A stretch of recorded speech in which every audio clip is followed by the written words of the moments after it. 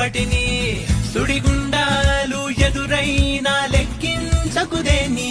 ఎదురీదాలి చేరాలి లక్ష్యాలని